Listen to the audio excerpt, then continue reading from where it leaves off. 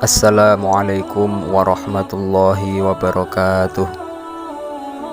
Bismillahirrahmanirrahim. Alhamdulillahi wa kafa. Wassalatu wassalamu ala sayyidina Muhammadinil Mustafa wa alihi wa sahbihi ahli sidqi wal wafa. Allahumma salli wa sallim ala sayyidina Muhammad wa ala alihi wa sahbihi wa barik wa sallim. Amma ba'du. Yang saya hormati para alim, para ulama, para guru-guru, bila khusus beliau Agus Muhammad Farhi Asna LC selaku muhadir atau dosen pengampu mata kuliah tafsir ayat ahkam. Alhamdulillah pada kesempatan kali ini saya dapat membuat sebuah video edukasi untuk memenuhi tugas akhir semester mata kuliah tafsir ayatul ahkam. Langsung saja untuk menyingkat waktu karena durasi video ini dibatasi, saya akan mencoba menjelaskan tafsir ayat-ayat hukum mengenai al-wajhu ilal ka'bah fi sholah, menghadap ke arah Ka'bah ketika sholat. Perlu digarisbawahi bahwasanya saya di sini hanya membaca penjelasannya ulama mufassir, ulama ahli tafsir, bukan menafsiri. Kalau menafsiri itu jelas bukan kapasitas saya, karena dalam menafsiri ayat-ayat dalam Al-Quran itu harus menguasai beberapa fan ilmu, diantaranya ilmu gramatika Arab, ilmu nahwu, shorof, dan juga ilmu sastra, mantek, balaghah, ma'ani, bayan, dan seterusnya. Selain harus juga hafal Al-Quran, harus hafal Al-Quran, karena idealnya mufassir, orang yang akan memahami Al-Quran itu hafal seluruh ayat-ayat Al-Quran. Mengapa? Karena ayat Al-Quran antara satu dan yang lainnya itu saling berhubungan, tidak bisa dipisahkan. Bahkan satu ayat pun kalau dipenggal itu terkadang bisa fatal, seperti halnya ayat yang menceritakan antara Nabi Yusuf dan Siti Zulaikha, walaqad hammat bihi wa hamma biha, walaqad hammat bihi wa hamma biha, yang artinya Siti Zulaikha itu berhasrat kepada Nabi Yusuf, begitu pula Nabi Yusuf juga berhasrat kepada Siti Zulaikha. Nah, kalau kita potong di sini maka dapat dipahami bahwa Siti Zulaikha itu hasrat kepada Nabi Yusuf, begitu pula Nabi Yusuf juga hasrat kepada Siti Zulaikha. Padahal kan kita tahu bahwasanya Nabi Yusuf itu kan maksum, terjaga. Jadi kalau dihubungkan di sini ini maknanya bisa rancau kalau tidak dihubungkan dengan yang selanjutnya, laula arro'a burhana rabbih, seandainya Nabi Yusuf tidak melihat tanda-tanda Tuhannya. Jadi kalau Nabi Yusuf tidak melihat tanda-tanda Tuhannya, pasti Nabi Yusuf pun tergoda dengan Siti Zulaikha. Nah, karena beliau melihat tanda-tanda Tuhannya, maka beliau maksum, beliau terjaga. Seperti halnya di dalam Al-Quran ada ayat yang mana ayat tersebut dijelaskan dengan ayat-ayat yang lain, karena metode penafsiran itu ada kalanya dengan menggunakan metode Al-Quran bil Al-Quran, tafsirul Quran bil Al-Quran, menafsiri Al-Quran dengan Al-Quran. Ayat yang satu ditafsiri dengan ayat yang lain. Seperti halnya surat Al-Anbiya ayat 30, waja'alna minal ma'i kulla syai'in hayy, dan telah kami jadikan dari air setiap sesuatu itu hidup. Jadi pemahamannya dari sini bahwa apa saja yang hidup itu tercipta dari air. Di sini menggunakan lafaz kulun, semuanya, kulla syai'in, setiap sesuatu apa saja. Tapi ini tidak menutup kemungkinan bahwasanya kulun, lafaz kulun itu juga bisa bermakna bermakna ba'd, bermakna juz'un, bermakna sebagian. Mengapa demikian? Kalau di sini hanya dimaknai dengan kullu syai'in, semuanya tersebut dari air, ini melawan kenyataan, melawan realita yang ada. Mengapa? Karena kita tahu bahwa tidak semuanya itu diciptakan dari air. Bahkan ada yang diciptakan dengan nur, seperti malaikat diciptakan dari nur, dari cahaya, jin dari api. Ini dijelaskan di ayat lain, di surat Ar-Rahman ayat 15. Di situ disebutkan wa khalaqal janna mim marijim min nari, wa khalaqal janna mim marijim min nar. Dan Allah telah menjadikan jin dari percikan api. Jadi dari urian ini bahwasanya ayat Al-Quran itu ada hubungan dengan ayat yang lain. Bahkan ada metode tafsirul Quran bil Al-Quran. Seperti tadi lafadz kulun itu tidak selama-lamanya bermakna kulliyah, bermakna semuanya, keseluruhan, tapi juga bisa bermakna juz'iyah, sebagian. Contoh lainnya dalam surat Luqman ayat 13, di surat Al-An'am ayat 82. Di situ disebutkan firman Allah, alladzina amanu walam yalbisu imanahum bidzulmin. Orang-orang yang beriman dan tidak mencampur adukkan iman mereka dengan kezaliman. Nah ini membuat ayat ini membuat para sahabat itu muskil. Dan tidak mungkin orang-orang yang beriman itu tanpa ada zalim, tanpa melakukan kezaliman. Jadi seandainya saja kalau iman itu sah, syaratnya sah tanpa kezaliman, tentunya tidak ada kecuali para anbiya yang mereka maksum. Kalau orang biasa itu kan pasti iman tapi juga zalim. Jadi muskil. Ini dimaksud zalim itu bagaimana? Maksud zalim di sini ternyata adalah sebuah kesyirikan. Hal ini ditafsiri dengan ayat Al-Quran surat Luqman ayat 13 yang berbunyi, ya bunayya la tusyrik billahi innasyirka la dzulmun adzim. Di situ ada kata-kata zulmun. Yang dimaksud zulmun di sini adalah kesyirikan. Innasyirka la dzulmun adzim. Hai anakku, janganlah kamu mempersekutukan Allah, sungguhnya syirik adalah benar-benar kezaliman yang besar. Jadi yang dimaksud zalim pada ayat tadi yang tidak mencampur adukan imannya dengan kezaliman, maksud kezaliman di sini adalah kesyirikan. Ditafsiri dengan surat Al-Luqman ayat 13, ya bunayya la tusyrik billahi innasyirka la dzulmun adzim.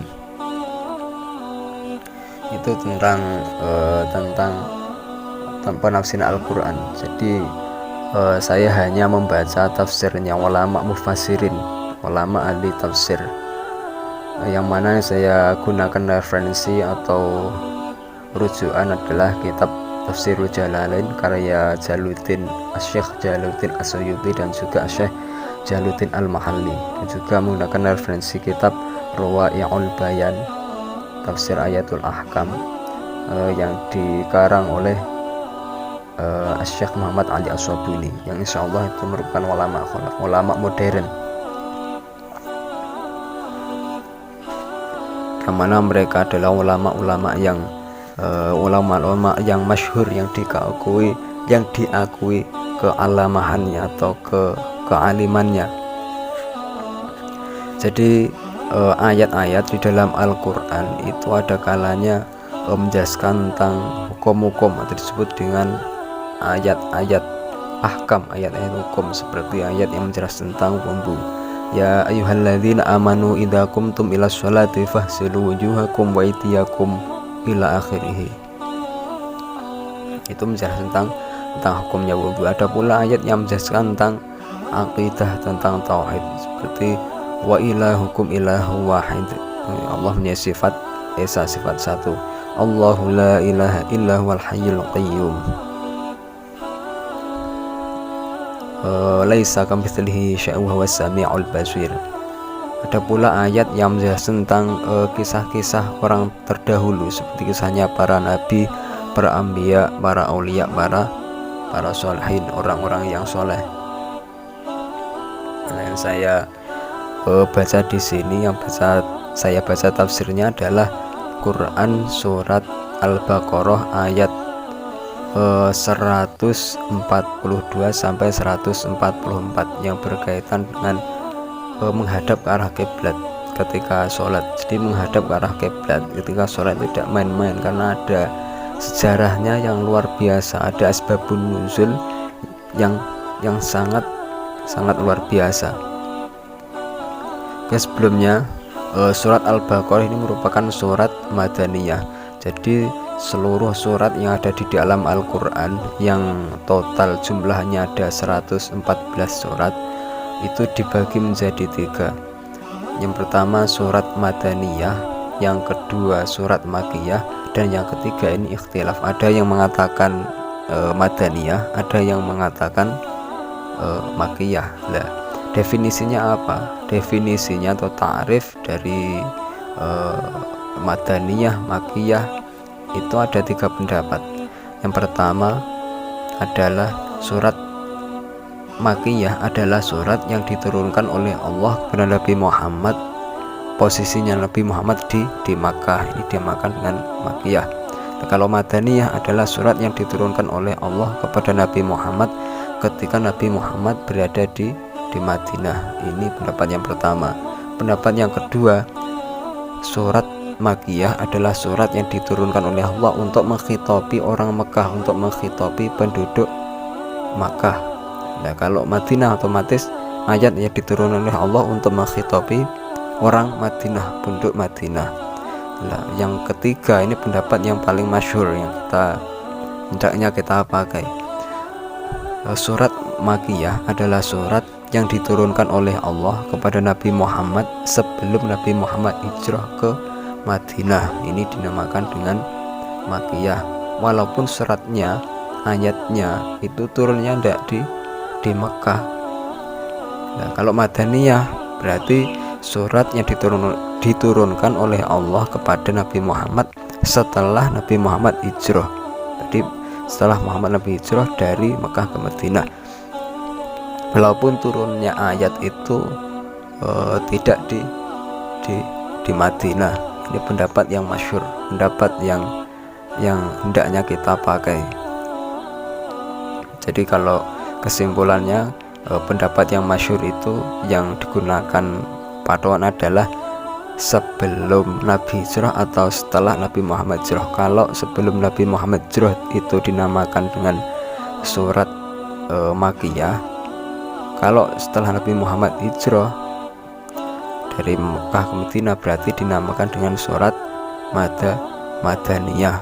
Surat Madaniyah.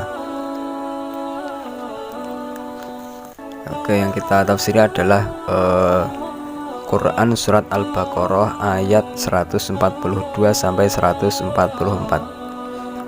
Bismillahirrahmanirrahim.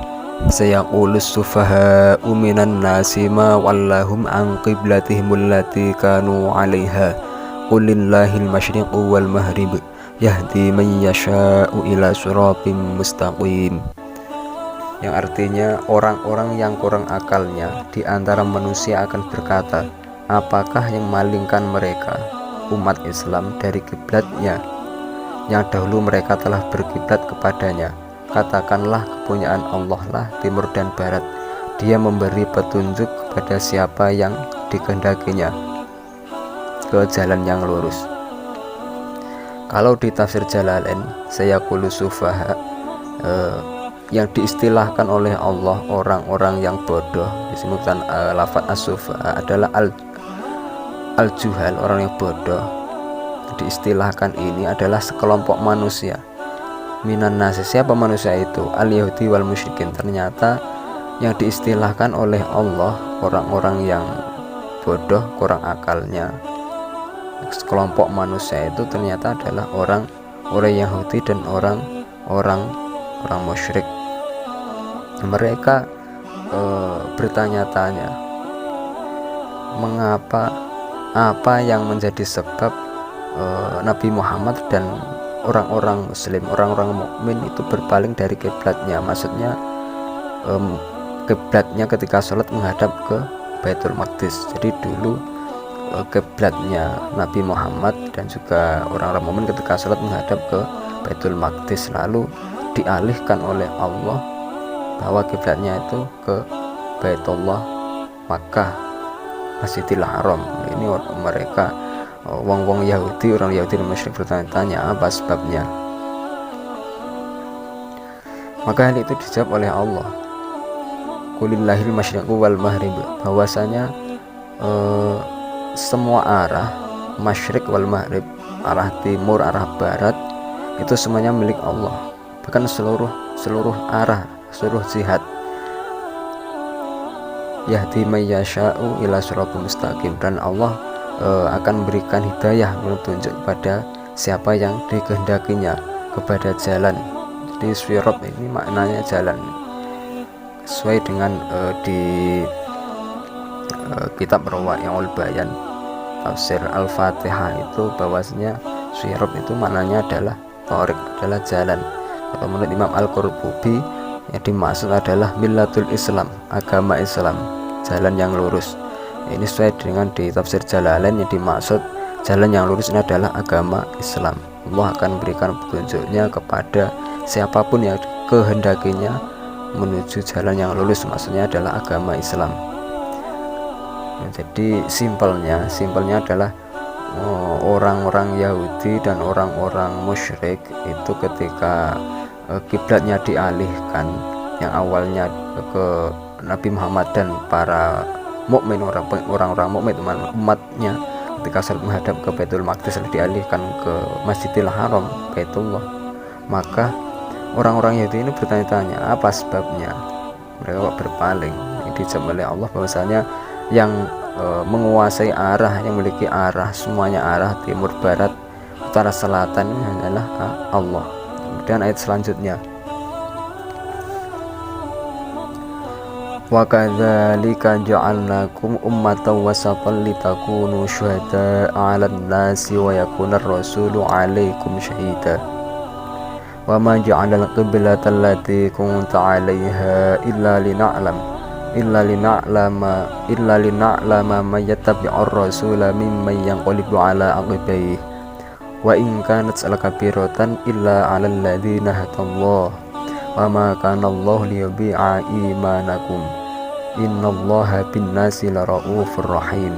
Artinya, dan demikian pula kami telah menjadikan kamu umat Islam, umat yang adil dan pilihan, agar kamu menjadi saksi atas perbuatan manusia dan agar Rasul menjadi saksi atas perbuatan kamu. Dan kami tidak menetapkan kiblat yang menjadi kiblatmu sekarang, melainkan agar kami mengetahui dengan nyata, supaya nyata siapa yang mengikuti Rasul dan siapa yang membelot. Dan sungguh pemindahan kiblat itu terasa amat berat, kecuali bagi orang-orang yang telah diberi petunjuk oleh Allah, dan Allah tidak akan menyia-nyiakan imanmu. Sesungguhnya Allah Maha Pengasih lagi Maha Penyayang kepada manusia. Kemudian ayat yang selanjutnya 142,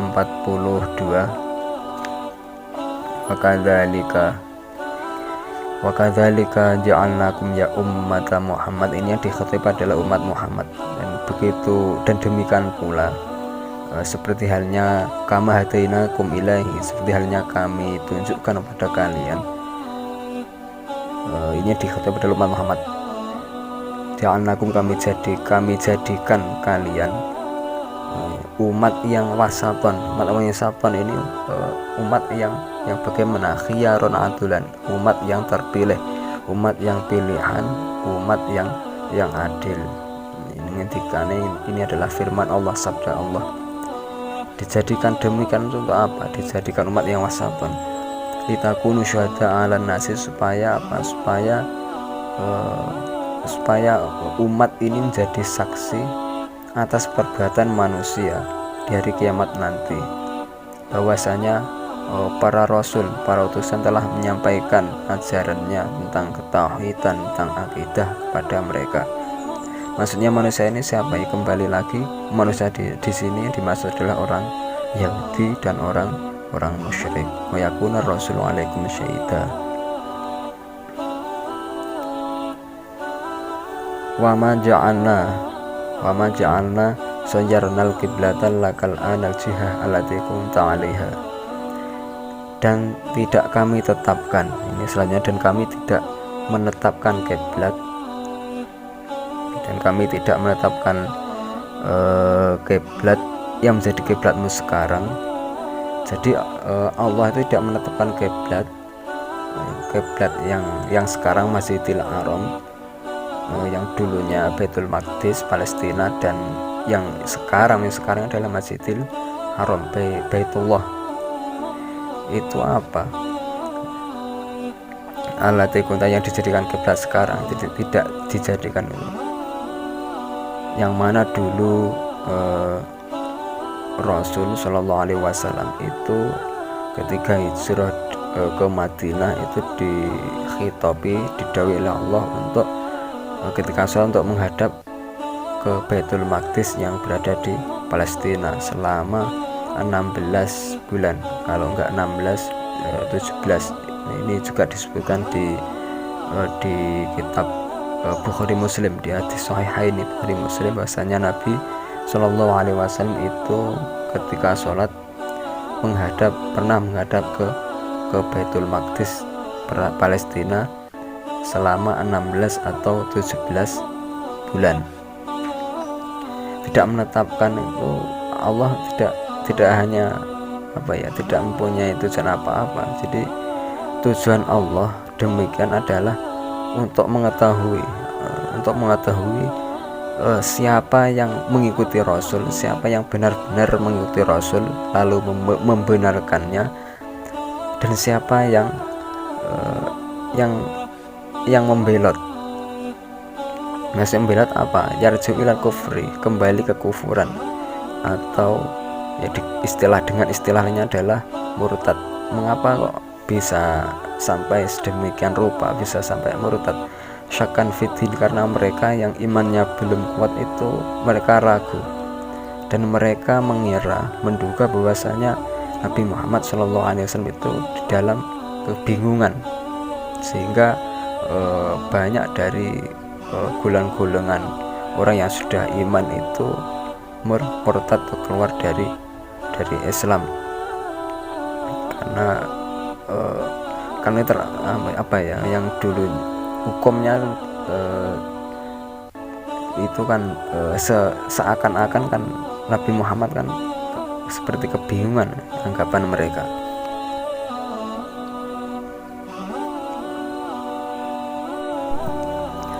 Wa in kanat lakabiratan illa 'alal ladzina hadallahu.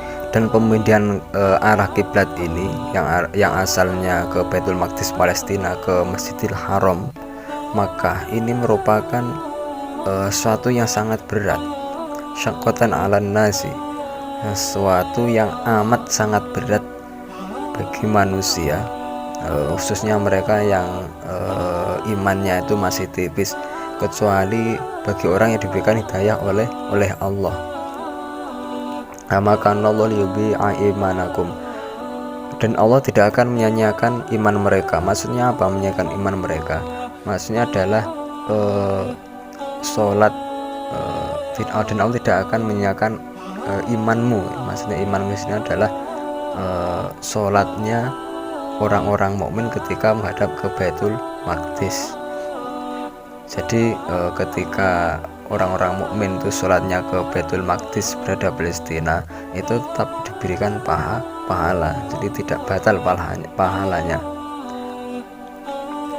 Li'anna sababan nuzuliha, di tafsir jalan, li'anna sababan nuzuliha su'alu amam mata qabla tahmili, karena yang disebab turunnya ayat ini wa ma kana Allahu liyudhi'a imanakum adalah sebuah soal dari peristiwa meninggalnya salah satu seorang sahabat, tidak disebutkan namanya, berarti ini adalah sahabat yang tidak terkenal, tidak masyhur, Hanya ada sahabat, ada seorang yang mati sebelum tahwil, sebelum arah kiblat ini dipindah.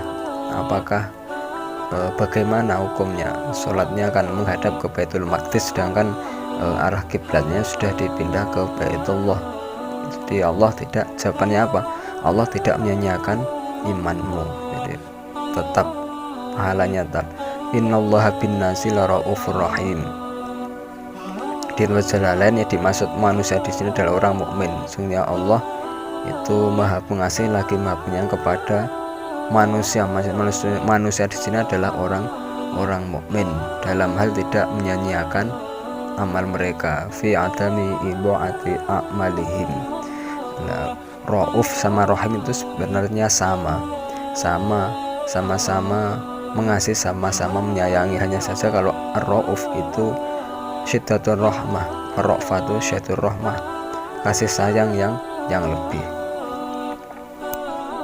Kemudian ayat selanjutnya, ayat 144, qad nara taqalluba wajhika fis samai, qad nara taqalluba wajhika fis samai falanuwalliyannaka qiblatan tardaha fawalli wajhaka syatral masjidil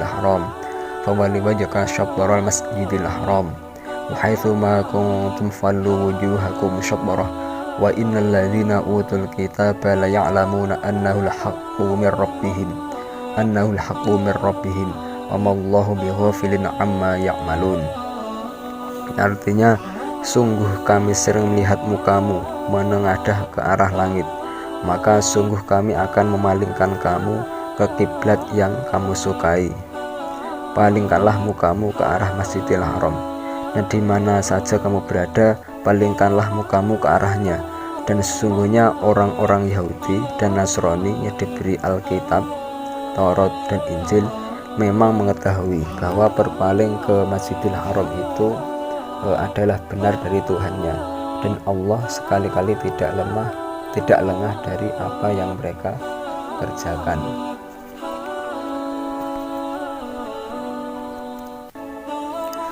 Di tafsir Jalalain di situ menggunakan qad nara taqalluba, walaupun qadnya ini masuk ke fi'il mudhari yang biasanya itu dimaknai dengan kadang-kadang, tapi maksudnya di sini adalah qad litahqiq, untuk menyatakan, untuk menguatkan. Qad nara, benar-benar kami Allah melihat berpalingnya wajahnya Nabi Muhammad, dan kami telah sungguh kami sering melihat mukamu menengadah ke arah langit. Jadi Kanjeng Nabi itu menengadah ke arah langit itu dalam hal apa? Mutalian ilal wahyi, dalam rangka Nabi Muhammad itu melihat turunnya wahyu, karena biasanya wahyu itu kan turun melalui malaikat Jibril. Jibril itu ya mungkin saja di arah langit sudah kelihatan. Dan juga Nabi Muhammad itu rindu atau berharap supaya arah kiblat itu dipindah ke Baitullah, ke Ka'bah, Masjidil Haram. Mengapa demikian? Karena kan Ka'bah, Masjidil Haram itu merupakan kiblatnya Nabi Ibrahim. Falanuwalliyannaka qiblatan tardaha fawalli wajhaka, maka sungguh kami akan malingkan kamu ke kiblat yang kamu sukai. Maka setelah hal itu Nabi Muhammad sering menengadah, memalingkan wajahnya ke langit dalam rangka menunggu wahyu, berharap supaya kiblatnya itu dipindah dari Masjidil Aqsa Palestina, dipindah ke Ka'bah Baitullah yang berada di Masjidil Haram. Mengapa? Karena kiblatnya itu disukai oleh Nabi Muhammad, yang berada di Ka'bah itu disukai oleh Nabi Muhammad. Mengapa? Karena di Ka'bah itu merupakan kiblatnya Nabi Ibrahim. Nabi Ibrahim pun juga menghadap ke Ka'bah, ke Baitullah yang berada di Masjidil Haram. Jadi tandanya di situ ada makomnya Ibrahim, bahwa telapaknya itu menghadap ke Ka'bah. Fawali wajaka, maksudnya palingkanlah wajahmu, maksudnya di sini adalah hadapkanlah wajahmu ketika sholat ke arah Masjidil Haram atau Ka'bah. Wa itsuma kuntum fallu wujuhakum syatrahu. Ini wa itsuma kuntum ini yang diketahui adalah umatnya Nabi Muhammad. Fallu wujuhakum fi sholati syatrahu. Wa innal ladzina utul kitaba ya'lamuna annahul haqq.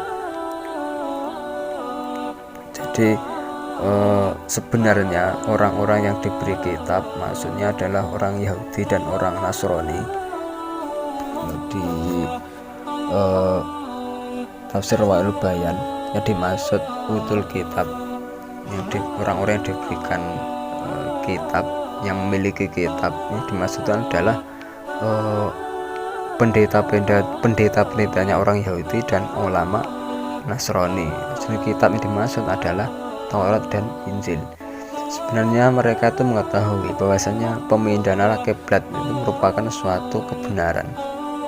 Hanya saja mereka itu ingkar pada Nabi Muhammad. Mengapa? Karena kitab mereka, orang Yahudi dan orang Nasrani kan sama-sama kitab samawiyah, kitab langit. Kitab langit, orang-orang Yahudi dan orang Nasrani yang asli itu. Ya saja mereka tidak benarkan.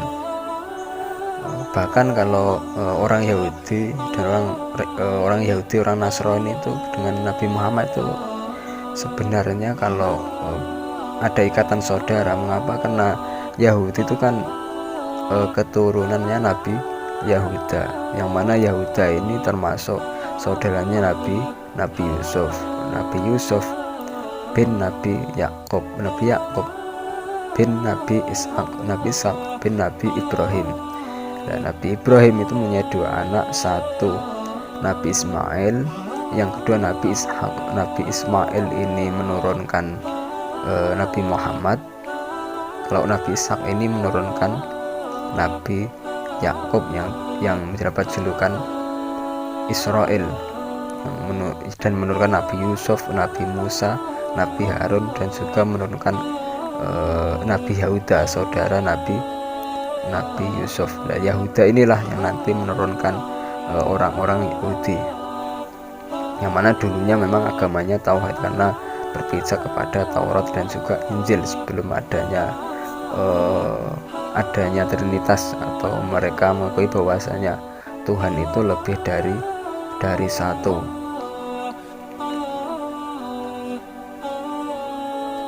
Itu tentang tafsir, sedikit tafsir ayat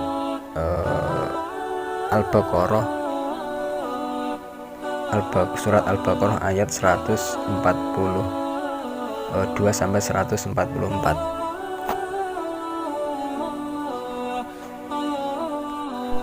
Kemudian ayat tadi itu apakah ada asbabun nuzulnya? Jadi ayat yang diturunkan itu ada dua bagian. Yang pertama, ayat yang diturunkan oleh Allah itu tidak ada hubungannya dengan asbabun nuzul, dengan sebab-sebab diturunkan, tapi memang murni diturunkan untuk memberikan hidayah kepada makhluk, kepada manusia ke jalan yang hak. Karena memang fungsi daripada Al-Quran adalah hudan linnas, memberikan petunjuk pada manusia. Bagian kedua ini ada ayat yang diturunkan oleh Allah dan berhubungan dengan asbabun nuzul, ada kaitannya dengan asbabun nuzul. Nah, untuk mengetahui asbabun nuzul suatu ayat ini tidak ada caranya.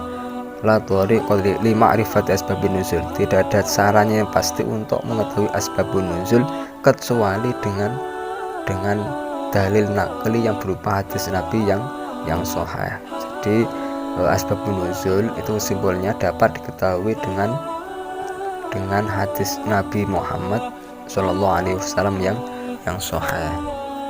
Ya, contohnya bagaimana nanti ada tentang asbabun nuzul Quran surat Al-Baqarah ayat 142 tadi sampai 144.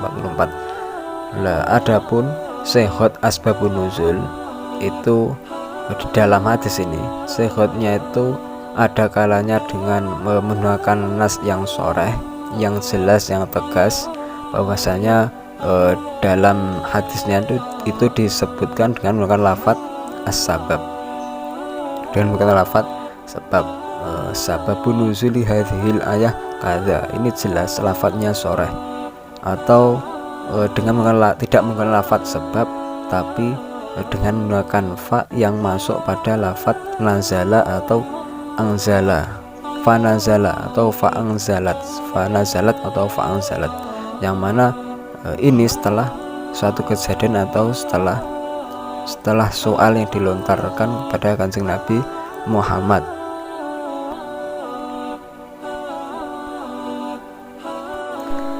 Dan sehot asbabun nuzul itu juga bisa mengarah ke sababiyah, jadi tidak tegas, tidak jelas dengan menggunakan lafaz soal, dan juga tidak ada fa-nya yang masuk kepada anzalat atau nazalat, akan tapi diucapkan nazalat hadil ayah fi kadza atau ahsabu hadil ayat nazalat fi kadza. Jadi tidak jelas dengan menggunakan soal dan juga tidak menggunakan fa, tapi cuma sehotnya itu mengarah ke asbabun nuzul. Nah, asbabun nuzul dari ayat tadi adalah hadis Bukhari Muslim yang dikeluarkan oleh Bukhari Muslim, otomatis hadis yang sahih, as-sahih kutub pada Al-Quran adalah Al-Bukhari. Diceritakan bahwasanya Nabi Muhammad SAW ketika berada di Madinah itu menghadap, ketika sholat menghadap ke Baitul Maqdis Palestina itu selama 16 bulan. Nah, suatu saat Kanjeng Nabi Muhammad ini sholatnya menghadap ke Ka'bah, ke Baitullah Masjidil Haram Makkah, dan ini membuat kagum. Dan awalnya sholat Nabi Muhammad sholat ke Baitullah Ka'bah Makkah, ini yaitu yang sholat yang pertama adalah sholat asar, dan sholat asar yang mana diikuti oleh kaumnya. Suatu hari ada kemudian lah fakhrojat itu kemudian ada seorang laki-laki yang sholat bersama Rasul tadi itu keluar dan melewati sebuah masjid, lalu berkata, asyhadu billahi laqad shallaitu ma'an nabiyyi bibala makata.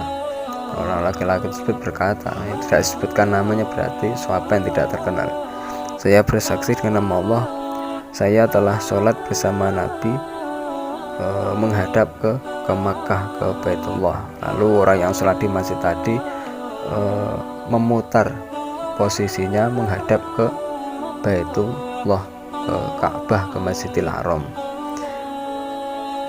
Ada suatu peristiwa bahwasanya ada salah satu sahabat yang mati, yang mana sebelum posisi Ka'bah, posisi kiblat itu dirubah. Hukumnya bagaimana? Apakah amalnya sia-sia? Maka turunlah ayat, wa ma kana Allahu liyudhi'a imanakum, Allah tidak akan menyanyiakan imanmu, maksudnya sholatmu ketika menghadap ke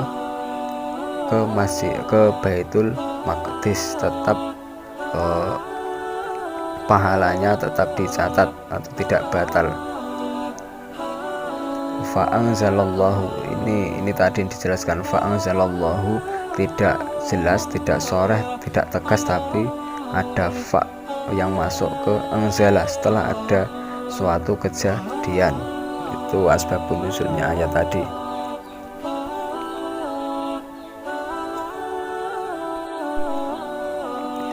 Kemudian di sini disebutkan fawali wajhaka syatral masjidil haram. Ini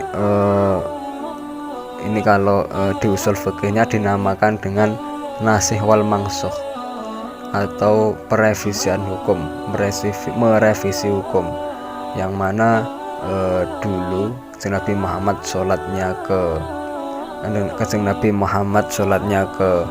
Baitul Maqdis yang berada di Palestina selama berapa, 16 bulan atau enggak, kalau enggak 16 ya 17 bulan.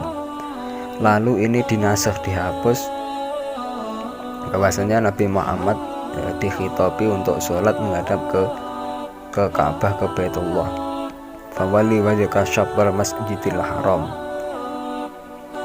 Ini berarti ini macam nasakhnya adalah menasakh Alkitab, menasakh as-sunnah bil kitab, menasakh merevisi sunnah fi'li yang diterangkan dalam Sahih Bukhari dan Sahih Muslim, bahwasanya Nabi Muhammad ketika sholat itu menghadap ke Baitul Maqdis yang berada di Palestina. Nah ini dinasakh, direvisi, dimansukh, direvisi hukumnya, dibatalkan dengan ayat Al-Quran yang berbunyi fawalli wajhaka syatral masjidil haram. Nah, jadi ini sunnah dinasakh dengan Alkitab, ya hukumnya boleh. Nah nasakh itu apa? Nasakh itu adalah al-khitabu ad-dalu ala rafil hukmi tsabiti bil khitabil muqaddami ala wajhin laulahu lakana sabitan ma'atarakhihi anhu. Jadi yang dimaksud dengan nasikh atau nasakh itu adalah khitab yang menunjukkan atas pembatalan suatu hukum atau perevisian suatu hukum yang tetap. Jadi merevisi hukum yang sudah ditetapkan. Seperti tadi contohnya, dulu menghadap ke Baitul Maqdis itu sudah ditetapkan hukumnya dengan khitab yang terdahulu, dulu sudah dikhitabi. Kalau enggak dikhitabi bukan termasuk nasakh. Semisalnya dulu tidak sholat karena apa ya Allah, karena semisalnya sebelumnya dulu tuh belum diwajibkan sholat dan belum diwajibkan sholat 5 waktu, kan tidak ada khitab. Kemudian turun ayat yang menghitabi untuk melakukan sholat. Nah ini bukan dinamakan dengan nasakh. Selanjutnya ala wajhin, dengan cara tertentu. Kalau seandainya tidak ada khitab yang menunjukkan atas perevisian hukum ini, maka hukum yang terdahulu ini akan tetap. Contohnya tadi menghadap ke arah kiblat, menghadap ke Baitul Maqdis ketika sholat. Seandainya tidak ada khitab yang baru, fawalli wajhaka syatral masjidil haram, maka tentunya khitab menghadap ke arah Baitul Maqdis ini masih berlaku, masih tetap.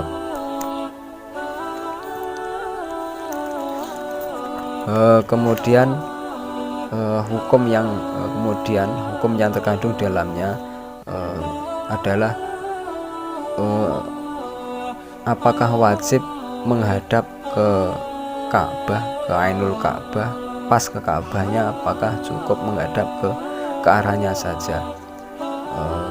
Kalau ulama itu sepakat bahwasanya menghadap ke arah Ka'bah ketika sholat merupakan suatu kewajiban atau merupakan syarat sahnya sholat. Yang menjadi ikhtilaf di antara ulama adalah cara menghadapnya ini, apakah menghadapnya cukup dengan arahnya saja, menghadap arah Ka'bah, atau harus dengan pas Ainul Ka'bah. Ini terjadi ikhtilaf, perbedaan pendapat di antara ulama. Kalau menurut Syafi'iyah dan juga menurut ulama Hambali, bahwasanya yang wajib adalah menghadap Ainul Ka'bah, pas ke ke Ka'bahnya. Tapi kalau menurut Imam Hanafiyah dan Malikiyah, yang wajib cukup menghadap ke arahnya saja. Itu menurut pendapat ulama Hanafi dan juga menurut ulama Hambali. Tapi kalau kita Syafi'iyah itu tidak cukup menghadap ke arahnya saja, harus menghadap ke ainul qiblah. Itu menurut qaul yang muktamad.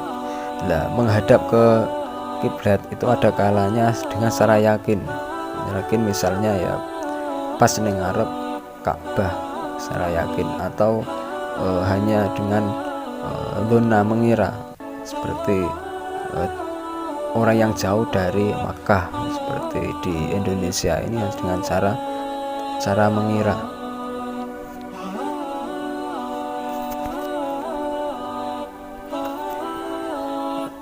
Karena durasi waktunya sudah melebihi apa yang ditentukan, cukup sekian dari saya. Dan apabila terdapat kekurangan yang jelas banyak kekurangan, saya minta kritik dan juga sarannya, masukannya. Apabila terdapat kekurangan, saya minta maaf yang sebesar-besarnya. Wassalamualaikum warahmatullahi wabarakatuh.